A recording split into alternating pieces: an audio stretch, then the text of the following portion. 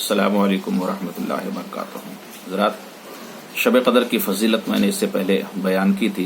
मैं चाहता हूँ कि शब क़दर में कैसी इबादत की जाए और कैसी दुआएं मांगी जाए, कौन सी इबादत की जाए, किस तरीके से नफ़ल नमाज अदा की जाए।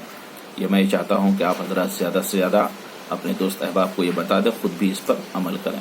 अल्लाह तबारक व तआला आपके ऊपर फजल की बरखा बरसाएगा। हज़रत आयशा सिद्दीक़ा रज़ियल्लाहु तआला अन्हा फरमाती है कि रसूल अकरम सल्लल्लाहु अलैहि वसल्लम का मामूल था कि जब रमज़ान का आखिरी अशरा शुरू होता, आखिरी 10 दिन यानी 20 दिन के बाद 21वां दिन जब शुरू होता तो रात का बेशतर हिस्सा जाग कर गुजारते और अपने घर वालों को भी बेदार करते और इबादत में खूब मेहनत करते और कमर कस लेते। मुस्लिम शरीफ में किताबुस्सियाम में बाबुल एतिकाफ में इस रिवायत को बयान फरमाया है।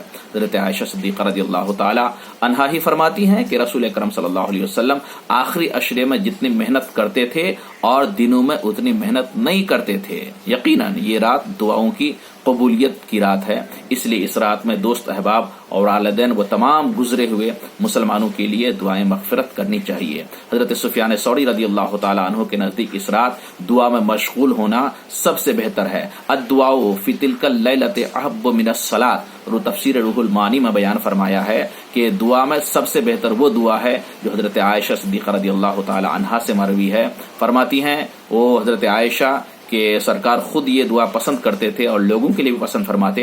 अल्लाहुम्मा इन्नी अफ़्व तुहिब्बुल अफ़्व फ़अफ़ु अन्नी, अल्लाहुम्मा इन्नका अफ़्वुन तुहिब्बुल अफ़्व फ़अफ़ु अन्नी। ए अल्लाह, तू माफ़ फरमाने वाला है और माफ़ करने वाले को पसंद करता है, तो मुझे भी माफ़ फरमा दे। मुसलमानों को चाहिए कि रात इबादत में गुजारे और इस रात में कसरत से इस्तिग़फ़ार करे, इसलिए कि ये रात मुकम्मल तरीके से इबादतों की रात हुआ करती है। ज़्यादा से ज़्यादा इस रात में नवाफिल का एहतमाम कीजिए और ज़्यादा से ज़्यादा फ़राइज़ जो आपके ज़िम्मे क़ज़ा रह गई हैं उसका एहतमाम कीजिए। अगर हो सके तो सलात तस्बीह भी पढ़ा कीजिए। ये रात भर फरिश्ते नाजिल होते रहते हैं और आपकी दुआओं को अल्लाह की बारगाह में ले जाकर पहुंचाते रहते हैं। इस रात में क्या करना है, मैं कई तरीका आपको बता दे रहा हूं, इनमें से जो हमारे बुजुर्गों से हमें मिला है और इस रात में जितना भी हो, इनमें से जो भी इस रात में जो भी मतलब कि जितने भी ज्यादा से ज्यादा इबादत कर सकें उतनी ज्यादा से ज्यादा आप इबादत करें। ये आपके लिए बेहतर तरीका है। जो आपको इनमें से आसान तरीका हो वो तरीका आप अपना लीजिए। सबसे पहली चीज़ ये है कि 2 रकत नमाज इस तरह पढ़े कि लेकिन ये नमाज इशा की नमाज से फारिग होने के बाद पढ़ी जाएगी। अगर आप रात में इबादत करना चाहते हैं, नवाफिल पढ़ना चाहते हैं, तो जो वित्र की नमाज है, वित्र की नमाज को छोड़ दीजिए, सबसे आखिर में वित्र की नमाज पढ़िएगा। ये आपके लिए ज़्यादा अफजलियत के हामिल हैं। तो सबसे पहले या तो आप 2 रकत नमाज पढ़िए इस तरह कि हर रकत में अलहम्द के बाद एक बार इन्ना अंज़लनाहु फ़ी लैलतिल क़द्र और 3 बार क़ुल हुवल्लाहु अहद पढ़िए। इस नमाज के पढ़ने पर अल्लाह तबारक व तआला आपको इतनी फजीलत देगा कि हदीस पाक में आता है कि शब क़द्र का सवाब आपको हासिल होगा। एक शहर जन्नत में दिया जाएगा जो मशरिक से मगरिब तक लंबा होगा। दूसरी सूरत यह है कि 2 रकत नमाज इस तरह अदा करें कि हर रकत में अलहम्द के बाद 7 बार इन्ना अंज़लनाहु और 7 बार क़ुल हुवल्लाहु अहद पढ़े और सलाम के बाद इस्तिग़फ़ार और दरूद शरीफ पढ़े। अल्लाह ताला इस नमाज के पढ़ने वाले को और उसके माँ बाप को बख्श देगा। तीसरी सूरत उसकी यह है कि 4 रकत एक सलाम से पढ़े, वो भी सब में नफल और शब क़द्र की नियत करनी पड़ेगी। हर रकत में अलहम्द के बाद 3 बार इन्ना अंज़लना, 7 बार क़ुल हुवल्लाहु अहद पढ़े। अल्लाह ताला मौत के सुकरात आसान कर देगा और कब्र के अजाब से उस बंदे को दूर फरमा देगा।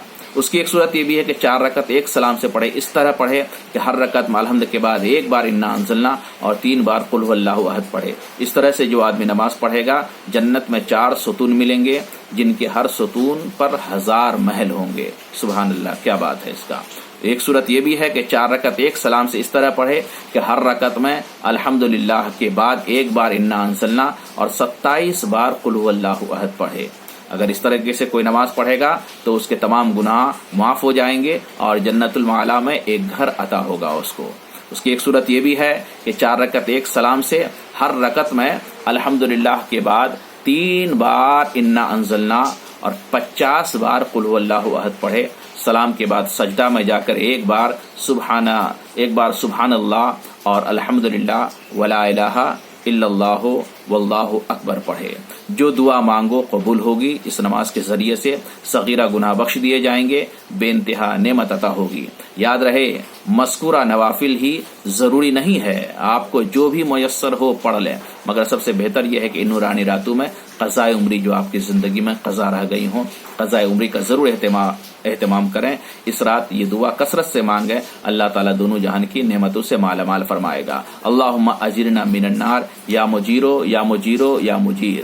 اللہم اجرنا من النار یا مجیرو یا مجیرو یا مجیر. اس کے علاوہ میں ایک طریقہ نماز کا اور آپ کو بتا دیتا ہوں جو آپ کے لیے آسانی ہے. 8 رکعت نماز پڑھنی ہے. عشاء کی نماز کے بعد 2 رکعت کر کے نیت اس میں شب قدر کی کرنی ہے. آپ کو جو بھی نیت یاد ہو اپنی زبان میں، بنگلہ زبان میں، اردو زبان میں، عربی زبان میں، آپ اس سے نیت کر لیجئے. یعنی عام نمازوں کی طرح ہے. جو سورت الحمد کے بعد آپ کو یاد ہو آپ پڑھیے.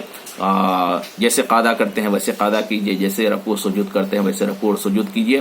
پھر اس کے بعد سلام پھیریے اور سلام پھیرنے کے بعد قبلہ رخ ہو کر بیٹھ جائیے اور 100 بار سبحان اللہ والحمد للہ ولا الہ الا اللہ واللہ اکبر یہاں تک پڑھیے 100 بار. پھر اس کے بعد کھڑے ہو جائیے، پھر 2 رکعت کی نیت باندھیے. یعنی گویا کہ 8 رکعت آپ پڑھیں گے 4 سلام سے. اس طرح سے 400 تسبیح ہو جائیں گی. سبحان اللہ والحمد للہ ولا الہ الا اللہ واللہ اکبر. یہ 400 تسبیح ہوں گی اور 400 تسبیح جب پڑھ لیجئے پھر اس کے بعد آپ اپنے لیے، تمام امت مسلمہ کے لیے، تمام لوگوں کے لیے، اپنے مرحومین کے لیے دعائیں کیجئے. تو اللہ تبارک و تعالیٰ کی ذات سے یہ پر امید ہوں کہ پروردگار عالم اس نماز کے ذریعے سے آپ جو بھی دعائیں مانگیں گے اللہ تبارک و تعالیٰ اسے ضرور قبول فرمائے گا. شب قدر کا اہتمام کیجئے. تمام رات تو سونا ہی سونا ہے، لیکن آج کی رات وہ سونے کی رات نہیں، بیدار رہنے کی رات ہے، جہاں آپ اپنے لیے دعا مانگے گا. اس فقیر کے لیے بھی دعا مانگیے کہ اللہ تبارک و تعالی ہمیں زیادہ سے زیادہ امت مسلمہ کی خدمت کرنے کی توفیق عطا فرمائے. السلام علیکم ورحمۃ اللہ وبرکاتہ.